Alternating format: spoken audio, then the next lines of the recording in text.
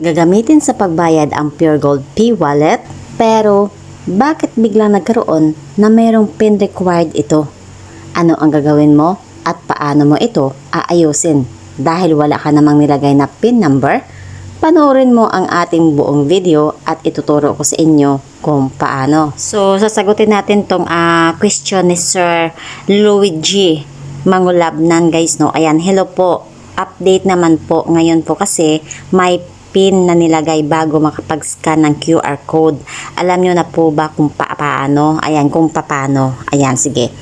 So, sa mga aling po yung suki and of course sa mga may first cards, ayan guys, huwag yung baliwalain tong Pure Gold apps kasi napakalaking tulong to, lalong-lalo na kung nag-earn tayo ng voucher or P-Wallet voucher, okay?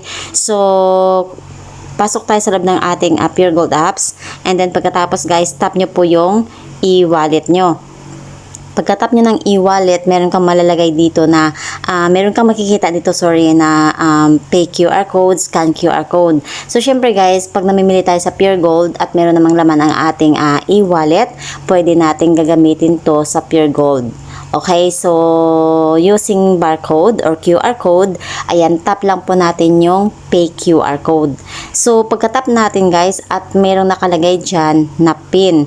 So, paano nagkaroon ng PIN yan? Hindi naman tayo nag-set ng PIN guys, no? So, ibig sabihin, bagong update po ni Pure Gold na sila na po yung automatically na naglagay dyan or nag-set nyan, okay? So, ang gagawin natin guys, mag-forgot PIN tayo.